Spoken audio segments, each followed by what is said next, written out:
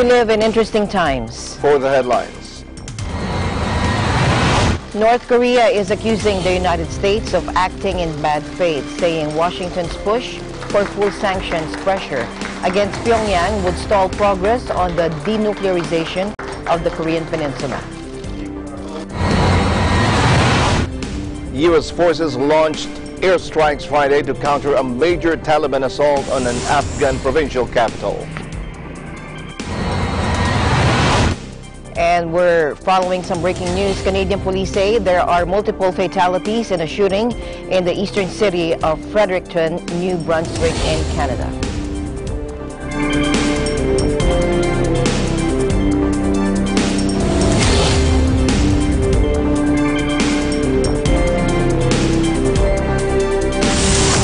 I'm Alma Angeles, wherever you're watching from around the globe. Thank you very much for joining us tonight. We welcome our viewers here in the Philippines and around the world. Good evening, everyone. I'm Sam Cepeda. And now to the news.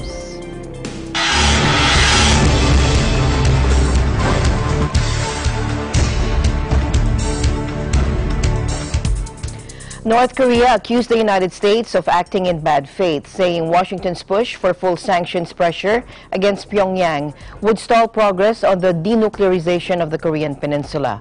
During landmark talks with U.S. President Trump in June, the North's leader Kim Jong-un signed up to a vague commitment to denuclearization. President Trump has touted the summit with Kim in Singapore as a historic breakthrough, but both sides have since complained of stalling progress. In a statement, the North Korean Foreign Ministry accused the U.S. of, quote, insulting the dialogue partner and throwing cold water over our sincere efforts for building confidence, which can be seen as the precondition for implementing the agreement between Trump and Kim. It also accused U.S. officials of going against the intention of President Trump by making baseless allegations and desperate attempts at intensifying the international sanctions and pressure. Since the June meeting, Pyongyang has announced measures including halting missile and nuclear tests. But a recent UN report showed Pyongyang was continuing with its nuclear and missile programs and evading sanctions through ship-to-ship oil transfers. Pyongyang's Foreign Minister Ri Yong-ho is currently on a visit to Iran, where President Hassan Rouhani warned that the U.S. could not be trusted after Tehran's experience of having the Trump administration tear up an Obama-era deal to ease sanctions. According to Iranian media, Mr. Ri said his country would seek to retain its nuclear know-how for when the U.S. would revert to a more aggressive position against Pyongyang. 3 South Korean firms were caught importing coal and iron from the north last year, Seoul said Friday, in an apparent violation of UN sanctions imposed in August 2017 on the nuclear-armed state.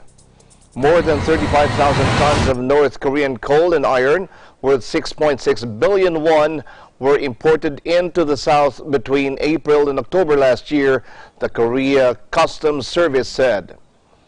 In a complex process spanning 3 countries, in coal shipments were first sent to Russia, where their details were disguised using forged country of origin documents, and then reloaded on ships bound for the South, the Customs Office said in a statement that followed a 10-month investigation by the authorities. In another case, black coal imported from North Korea was transferred to the Russian port of Komsk, where it was disguised as semi-cooking coal that does not need country of origin documents before being reloaded on ships heading to the South, the Customs Office said.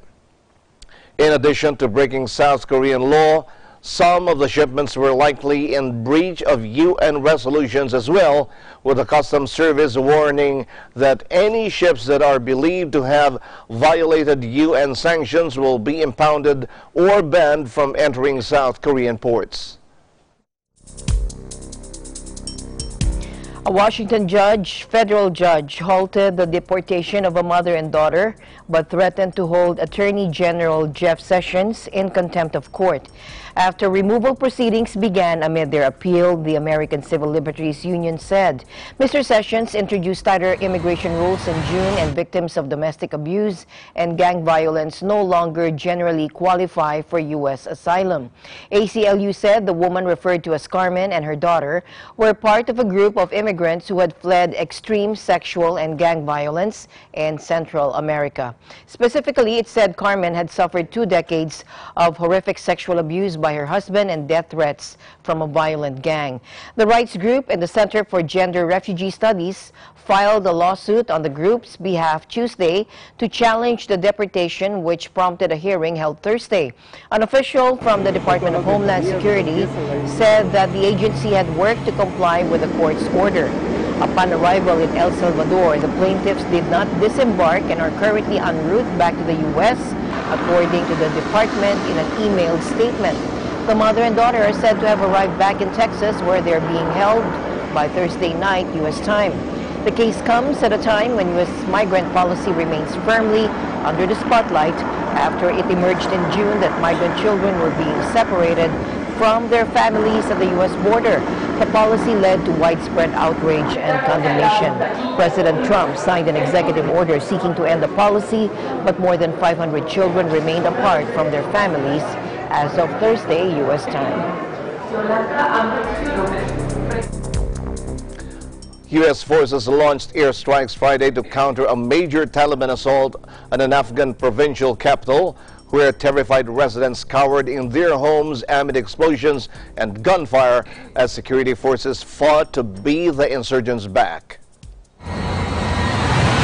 Officials said Afghan special forces were also being deployed to the southeastern city of Ghazni after the latest attempt by the Taliban to capture an urban center, with the assault coming as pressure builds on the insurgents to enter peace talks.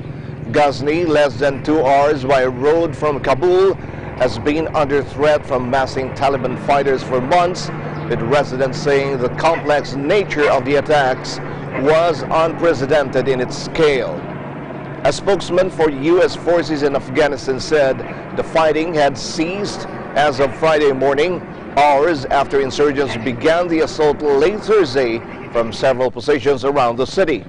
The Taliban earlier issued a statement claiming to have captured most of government buildings inside the city. It was the latest in a series of attempts by the Taliban over the past 3 years to capture urban centers. Afghan forces have been struggling to hold back the resurgent militant group since the withdrawal of NATO combat forces at the end of 2014. The attack on Ghazni comes as the Taliban faces growing pressure to agree to peace talks with Afghan government to end the 17-year war. It has so far ignored President Ashraf Ghani's offer of unconditional peace negotiations. The Taliban has long insisted on direct talks with the United States. Washington has repeatedly refused, saying negotiations must be Afghan-led. Washington indicated a change in its long-standing policy in June when U.S. Secretary of State Mike Pompeo said the United States was prepared to support,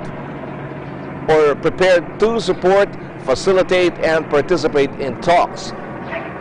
Pompeo also said the role of foreign forces in Afghanistan would be on the table.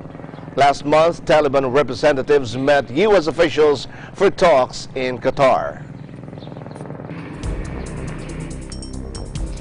The remains of victims and children's clothing were strewn across a market in northern Yemen on Friday, as the U.S. and the United Nations called for an investigation into an airstrike the previous day by a Saudi-led coalition that killed 29 children on a bus. Take a look. At least 29 children have been killed, 30 wounded in a Saudi-led coalition airstrike in Yemen, according to the International Committee of the Red Cross. The children were traveling on a bus that was hit at a market in Danyan in the northern province of Saada. UN Secretary General Antonio Guterres urged an independent and prompt probe, while State Department spokeswoman Heather Nauert said Washington was calling the Saudi-led coalition to conduct a thorough and transparent investigation into the incident. Yemen has been devastated by a conflict that escalated in early 2015 when the Houthis seized control of much of the west of the country and forced President Abdurrahman Mansur Hadi to flee abroad. Alarmed by the rise of a group they saw as an Iranian proxy, the UAE, Saudi Arabia, and 7 other Arab states intervened in an attempt to restore the government. Almost 10,000 people, 2/3 of them civilians, have been killed and 55,000 others injured in the fighting, according to the United Nations. Canadian police say at least 4 people have been killed in a shooting in the eastern city of Fredericton, New Brunswick.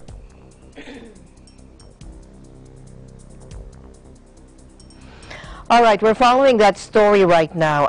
One suspect is in custody in connection with the early morning shooting in a residential area of Fredericton that has left at least 4 people dead. Take a look. Now, police are telling residents to avoid the Brookside Drive area as they investigate the ongoing incident. They confirmed in a tweet there were 4 fatalities. Fredericton police said more information will be available when they can confirm. Police also asked that the public not post any information about the position or activities of police or first responders. Police said they're still working an active incident and they will release confirmed information as soon as they can. Shortly before 9 a.m. local time, 237 Brookside Drive in Fredericton was evacuated by police. A witness, Christopher Hill, woke up to a number of police officers and the sound of gunshots outside his apartment at 237 Brookside Drive. On Twitter, Horizon Health Network said Dr. Everett Chalmers Regional Hospital is on high alert and is prepared to receive any victims and help the community in any way needed. Premier Brian Gallant tweeted, "We are all shocked and saddened to learn this morning of this ongoing tragic incident in Fredericton." Gallant offered condolences, thoughts, and prayers to the victims and their families.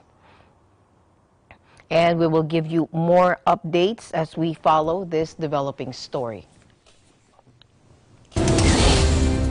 Eagle News International will be right back.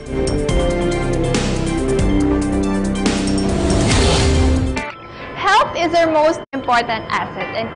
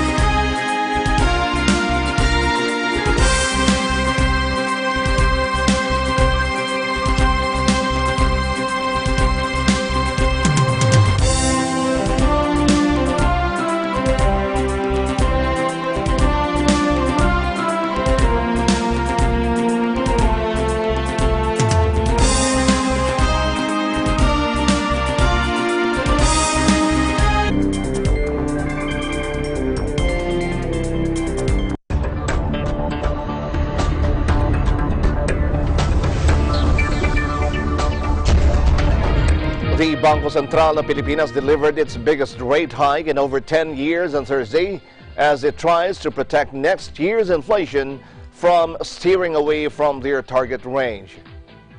The central bank also announced its decision to hike both inflation forecasts for 2018 and 2019. BSP Governor Nestor A. Espinilla Jr., following the Monetary Board's fifth monetary policy meeting for the year, announced a 50 basis point hike to their overnight reverse repurchase interest rate. The hike, which will be effective on Friday, August 10, is the biggest rate hike the BSP has pulled since mid-2008. It also comes on the heels of two 25 basis point hikes made in May and June monetary policy meeting of the BSP, making it the third consecutive meeting for the year with a rate hike action from the country's Central Monetary Authority. Espinilla said the strong policy action was made as inflationary pressures were starting to creep up on the 2019 price growth projection. BSP Deputy Governor Diwa C. Gunigundo also announced that the BSP decided to hike both inflation forecasts for 2018 and 2019. In particular, Gunigundo said this year's inflation is now expected to hit 4.9% from the previous meeting's projection on 4.5%. The Monetary Board believes that the series of policy rate adjustments thus far in 2018 will help reduce further the risks to inflation, including those emanating from the ongoing normalization of monetary policy in advanced economies and its impact on the foreign exchange market, and bring inflation toward a target consistent path over the medium term. It's one of the downside risks to inflation moving forward. So in the baseline scenario, there's no assumption that rice tariffication will come through. In other words, if rice tariffication bill is approved by Congress in the third quarter of this year and becomes operational by the fourth quarter, we expect inflation to be reduced by 0.2 percentage point.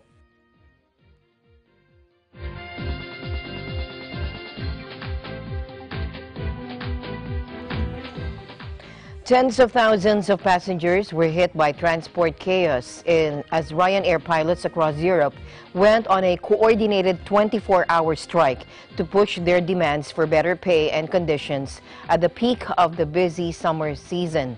No Irish, no frills airline was forced to scrap some 400 out of 2,400 European flights scheduled for Friday as pilots in Ireland, Germany, Belgium, Sweden, and the Netherlands walked off the job. Around 55,000 passengers are affected by the strikes, according to Ryanair, which has offered customers refunds or the option of rerouting their journey. Ryanair has slammed the strikes as unnecessary, but pilots countered that the carrier has refused to engage in meaningful dialogue about collective labor agreements since it began recognizing unions in December 2017. The unprecedented simultaneous strike action is the latest headache in a turbulent summer for Europe's second-largest airline. Ryanair, which flies in 37 countries and carried 130 million passengers last year, averted widespread December holiday strikes last year by agreeing to recognize trade unions for the first time in its 33-year history. Since then, however, it has struggled to reach agreements. About 300 Ryanair flights were canceled in July when cabin crews in Belgium, Portugal, and Spain went on strike for 48 hours. Turkey's embattled lira on Friday hit new record lows against the US dollar, losing some 5% in value as strains with the United States showed no signs of easing and fears grew over the exposure of European banks. The lira was trading at 5.85 to the dollar, a loss in value on the day of 5.5%. However, it had rallied somewhat after earlier, crashing some 12% through the 6.0 level for the first time in history, trading at 1 point above 6.2.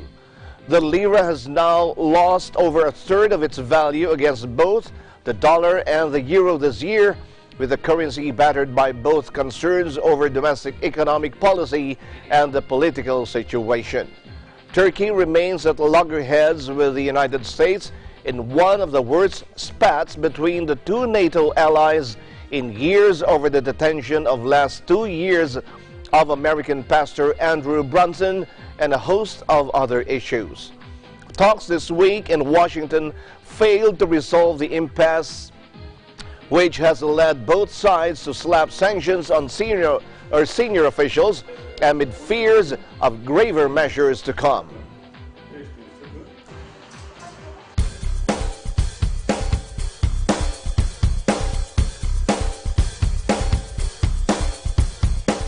South Korean electronics giant Samsung unveiled the new Galaxy Note 9 smartphone, its latest effort to address flagging sales of the high-functioning gadgets.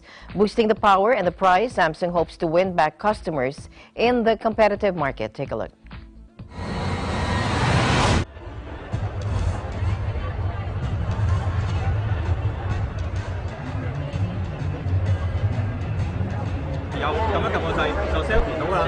Oh, look, here's my schedule. Thanks to There is nothing radically new here. And so it's a very expensive phone. And for people who are looking for a premium Android phone, they may well find it quite appealing. But it isn't likely to get people to consider the Note for the very first time. Samsung did what they needed to do here, which was to show that even though they're number one in the game, they're still in the game on the premium handsets. There's a ton of competition from Apple, and Apple basically owns the premium market. But I think with the Note 9, Samsung's bringing their best foot forward with some very differentiated features that neither Apple or Huawei have.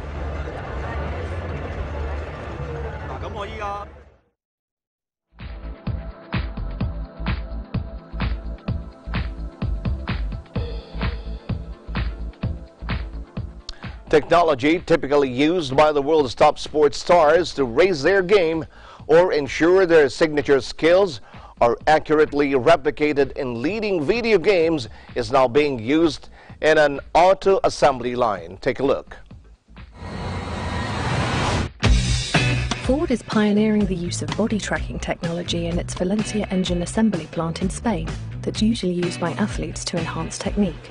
Used by coaches and computer game makers to unlock the potential of sports stars in the real world or on screen. Ford is using it to design less physically stressful workstations for enhanced manufacturing quality. The suit is equipped with motion tracking sensors that follow head, neck, shoulder and limb movements. 4 special cameras follow the user and then create a 3D animation, which is used by specially trained ergonomists to help employees align their posture correctly. Measurements captured by the system, such as an employee's height or arm length, are used to design workstations to better fit employees. A small change to the employee in the workstation to improve the comfort during the day makes a big difference and a big improvement in their lives. The company is considering further rollout to its other European manufacturing facilities.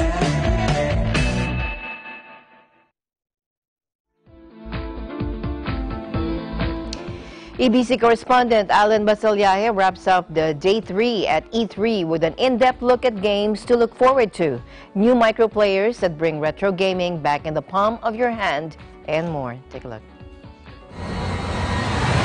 It's been a colossal 2 days of video game and electronic entertainment overload. But with only 1 day left of E3 2018, there's no time to spare. So we're leaping back into action and visiting Focus Home Interactive, where we'll immerse ourselves in 3 of their upcoming titles, which revolve around plagues, greed, and wolves. Oh my!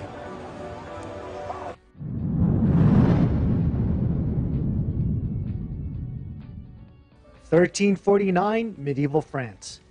As disease ravages the kingdom, orphaned siblings trek through nightmarish landscapes in an attempt to stay a step ahead of the pursuing Inquisition. A Plague Tale: Innocence challenges players to both stay off the dinner plate of the terrifying horde lurking in the shadows, while also developing strategies to use the unholy vermin to permanently put a stop to their enemies.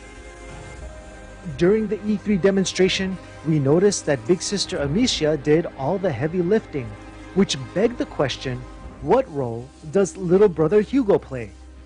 Suffice it to say that there's something about this boy making us suspect that he might be an unwitting vessel of some serious secrets.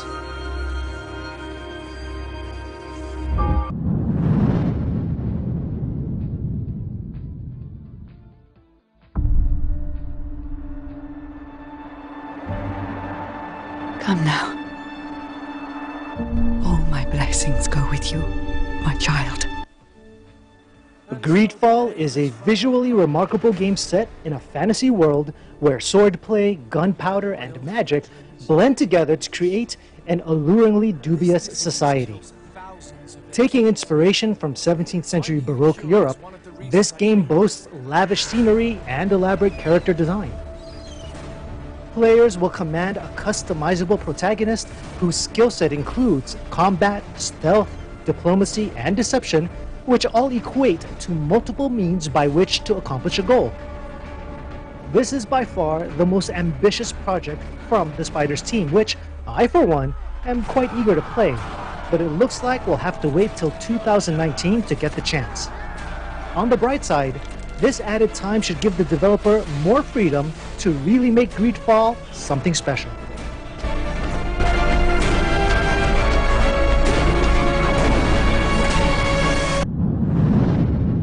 For our final review at Focus Home Interactive, we chat with Vostok Games about their latest venture, Fear the Wolves. It's a first-person shooter set in Chernobyl exclusion zone. So it's like kind of grim post-apocalyptic environment, and it's an online game, competitive. It's a battle royale genre. We're trying to build it in a more like hardcore way with a lot of deep mechanics, starting from the way you handle the guns, the weapons, the realistic bullet physics, all the way up to mutants roaming around you. Several changes of the weather effects. And these weather effects, they really imply, they really affect the gameplay on the entire map. Or in strong wind, you have your bullet physics affected, so you cannot shoot very accurately. We have the viewers who can really be part of that, so they can participate and influence with the weather effects. They can vote for a specific weather effect to come into the round. I can imagine a lot of the voters would vote for the wind effect just to see how difficult it is for someone to shoot because the bullets are being affected. Yes, people like to create extra challenges for other people. So. The title of the game is Fear the Wolves. Yes. How scary are the wolves? Pretty much. If you saw the trailer, on the very last shot, it's like it's a mutated wolf, so and they go in packs usually. So you better be prepared for that. Before the rise of the console wars and way before mobile device gaming, there were the mini arcade machines. A company called My Arcade is on a mission to bring back the portable arcade classics. We'll talk with them and also pay a call to Bionic to see what tools of the video game trade they've been working on. So we want to bring that retro flair back. As you can see, our booth around us looks like an old school arcade complete with Chuck E. Cheese carpeting. Our micro players has a really nice case around it. There are smartphones, but this is just something cool that you can just hand to a kid, and it's $34.99. You don't have to worry about an $800 iPhone. What we're really trying to do is become a go-to source for all things retro gaming. We do want to kind of provide those missing pieces. If you have an SNES sitting in your garage and you just don't have the power adapter, those are the kinds of things we want to move forward to. So My Arcade is our retro, and Bionic is kind of more of the future. We've made a cable. It's a cable. That's all it is. It wraps up easy, and you can actually connect your Switch to the TV and play it on the TV. And it just has a 3 prongs on it, and it's got the HDMI, the Type-C, and then just the power adapter. You had some Microsoft Xbox controllers. The controllers actually had our piece on it. It's actually our best seller. It's called the Quick Shot. It's a $20 modification you can do to your controller, and it makes it a little bit more like the Elite, which is a $150 controller. So it adds trigger lock systems and gives you a really nice grip. So, and we've had fantastic feedback about them, and people love upgrading their controller for 20 bucks. What is the mission statement for Bionic, or what is it that y'all want to do? It's just really to improve gamers in any sort of little aspect that we can and improve that game. With E3 winding down, we took a last tour through the convention and found that folks who were having the most fun were the ones who were willing to try things that were a little different. This sign always gets me choked up. Hard to believe that E3 2018 is over. Even more incredible is the fact that after a supercharged and very exhausting 3 days, gamers and the people who bring us the games are already looking forward to next year's all-out slugfest for video game supremacy. Reporting from E3 at the Los Angeles Convention Center, I'm Alan Basoyahe for Eagle News, and I'm 1 with 25. Thank you, Alan, and we'll be back with more news right after this break.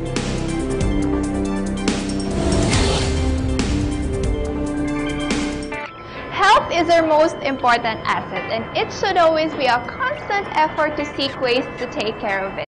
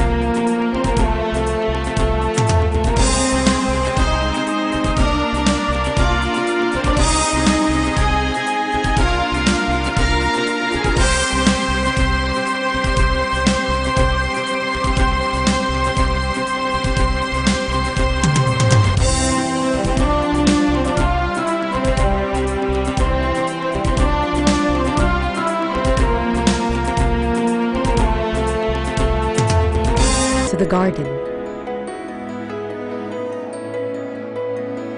A world that recaptures the value of life, creating your moments,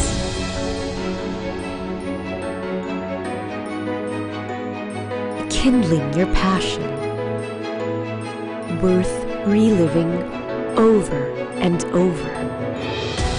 This is your world, your life, your garden.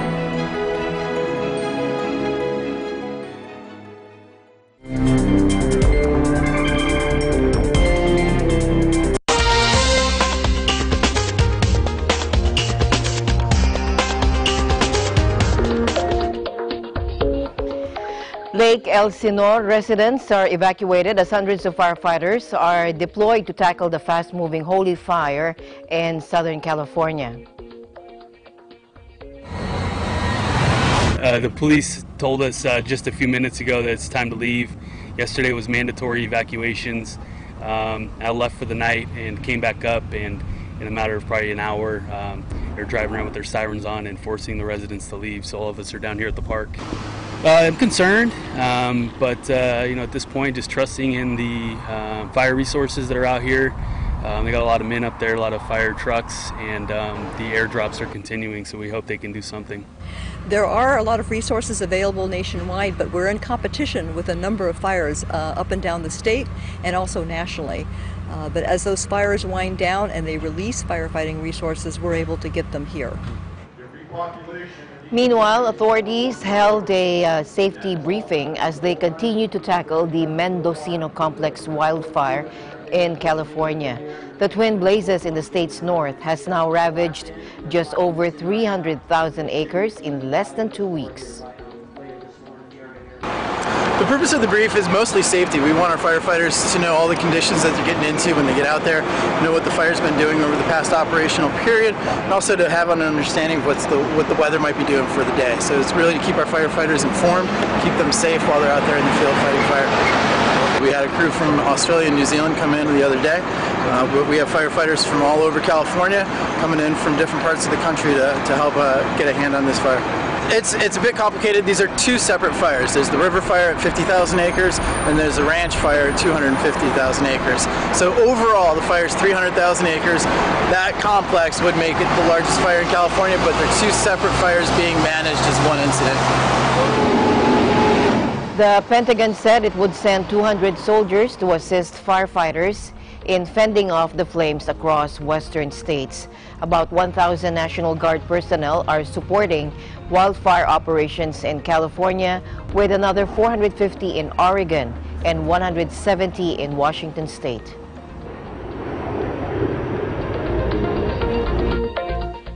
Neighborhoods in the Venezuelan city of Ciudad Bolivar are underwater after intense floods hit the country, affecting thousands of people and resulting in the rise of several rivers, including the Orinoco, the largest in Venezuela. Watch this.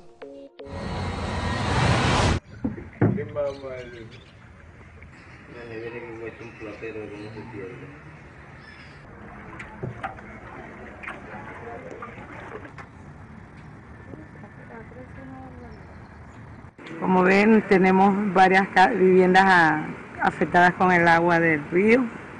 Nos hemos trasladado para familiares, otros para las escuelas. Hemos pedido varias partes de nuestros corotos, neveras, cocina, colchones, cuna de los bebés.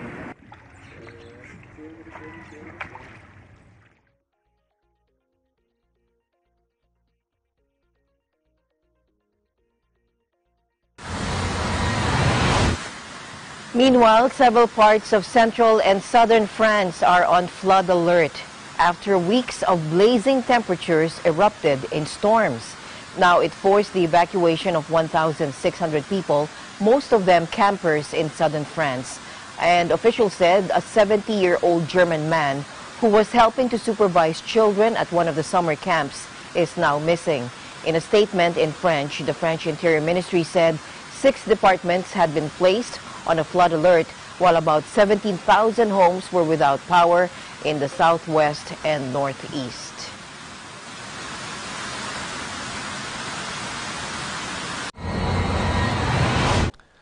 Farmers in the north of England can be seen baling hay and plowing stubble in parched fields with cracks in the ground as a week-long summer heat wave continues. The National Farmers Union says many of its members are harvesting crops earlier than usual due to the heat. Meanwhile, villagers on the Indonesian island of Lombok are searching for their belongings amid the rubble of their homes after a deadly earthquake and aftershocks.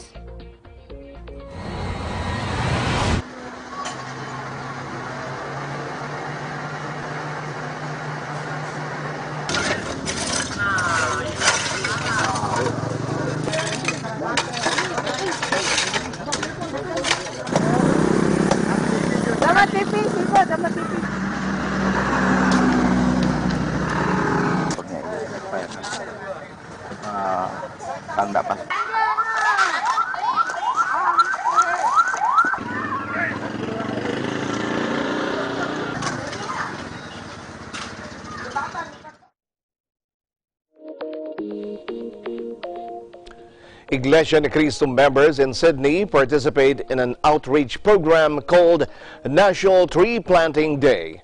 Our EBC correspondent from Australia, Andrew John Bartlett, reports from Sydney.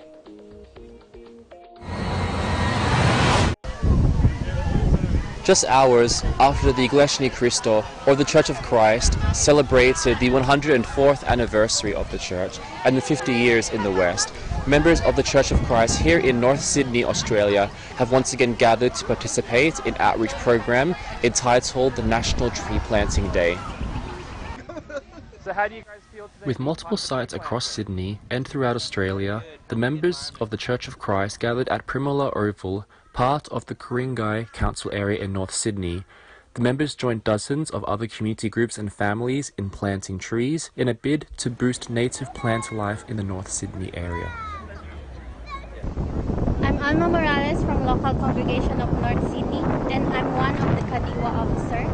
This activity is very interesting and happy because we're not just doing the church activities inside, but we're also doing activity for our social and environmental. Hi, I'm Brother Dean from the local of North Sydney, and I'm the Kadiwa Vice President of our local. So what activity are we all joining today? So we're joining a tree planting activity. So the purpose of this is to also help our environment and also to build a natural habitat for animals around this area. So why is it important for members of the Church of Christ to participate in activities such as this? So just as God gives us the good blessings in our life, I believe we should take care of the environment that we've been provided with by helping plant trees and maintaining our environment. And how does it make you feel about activities? Oh, it definitely makes me feel happy because we're trying to help our future community and our environment as well. The National Tree Day is a Planet's Arc initiative in which more than 3.8 million people across Australia have planted 24 million trees in the span of 2 decades. It is an interactive way for people of all ages to contribute to nature preservation by encouraging more and more people to be environmentally aware. By participating in activities such as these, the members of the Church of Christ continue to show their deep desire to help not only the community but also the environment. Reporting from Sydney, Australia, this is Andrew John Bartlett, and I am 1 with 25.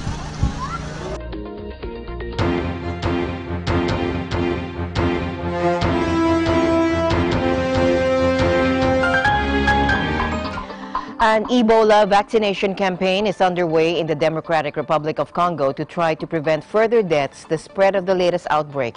36 people have died less than 2 weeks after the World Health Organization declared an end to the last outbreak. The Ministry of Public Health of the Democratic Republic of Congo announced the launch of Ebola vaccinations for high-risk populations in North Kivu province. The vaccinations have begun just 1 week after, or just a week after the announcement of a second outbreak of Ebola this year in the country. A total of 44 cases have been reported so far, of which 17 have been confirmed. Work has begun to prepare ring vaccination in the Mangina Health area, 30 kilometers from the town of Beni. Healthcare and frontline workers in the city of Mangina were the first people to be vaccinated, and community outreach has started to prepare for the ring vaccination for affected populations. Et nous sommes vraiment à pied d'œuvre, à vos côtés, pour essayer d'apporter une riposte énergique. Nous voulions nous faire vacciner parce que, comme personnel soignant, nous sommes les plus exposés et les plus à risque.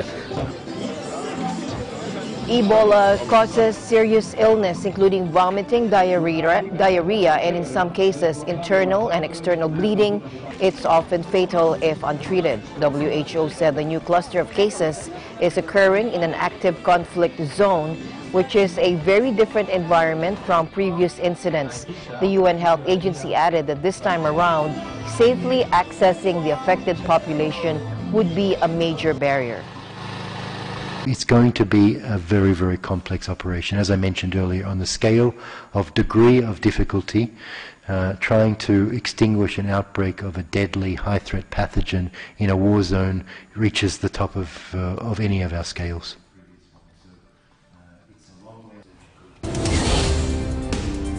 We'll be back with more news right after this break.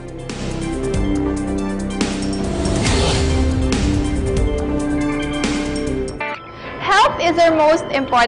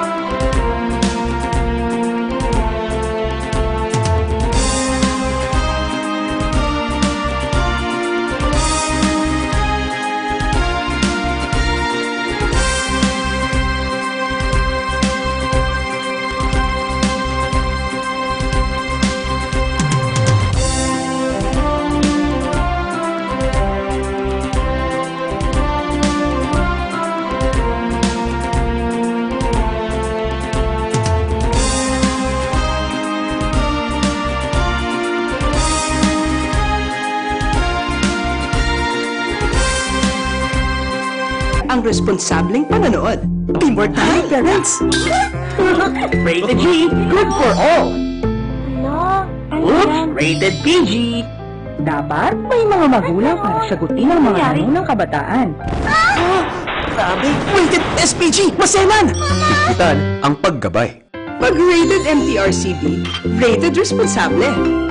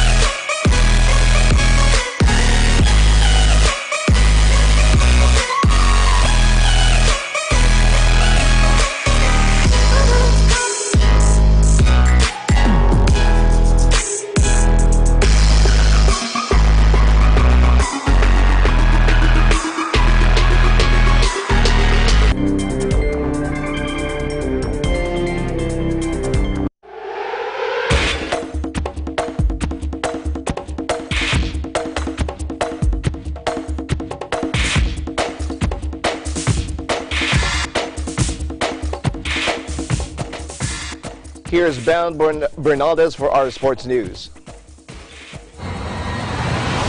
In tennis, a 45-minute rain interruption did little to stop the progress of Rafael Nadal on Thursday at the Toronto Masters as he defeated Stan Wawrinka 7-5, 7-6 to reach the quarterfinals.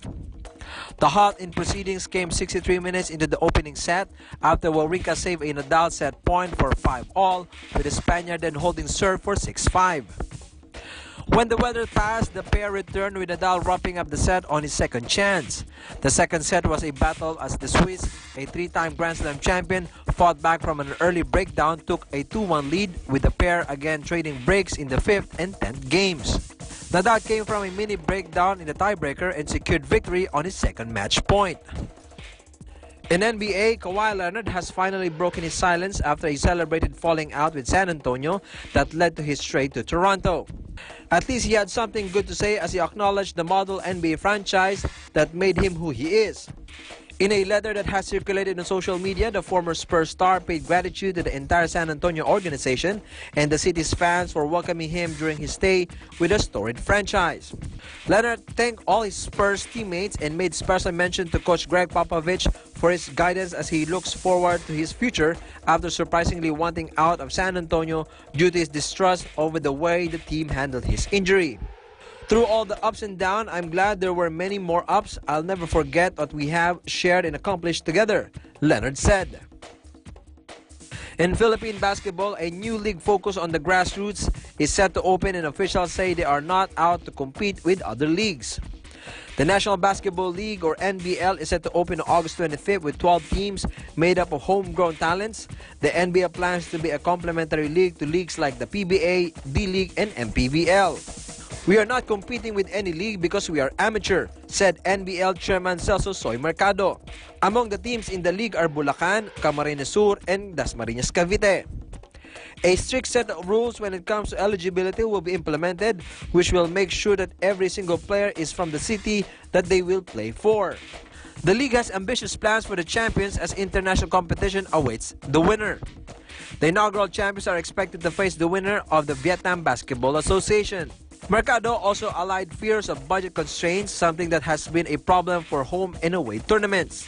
But Mercado assured that the league will launch with all expenses are already accounted to assure the league is sustainable. These are the stories for EN Sports. I'm Ben Bernaldez and I'm 1 with 25.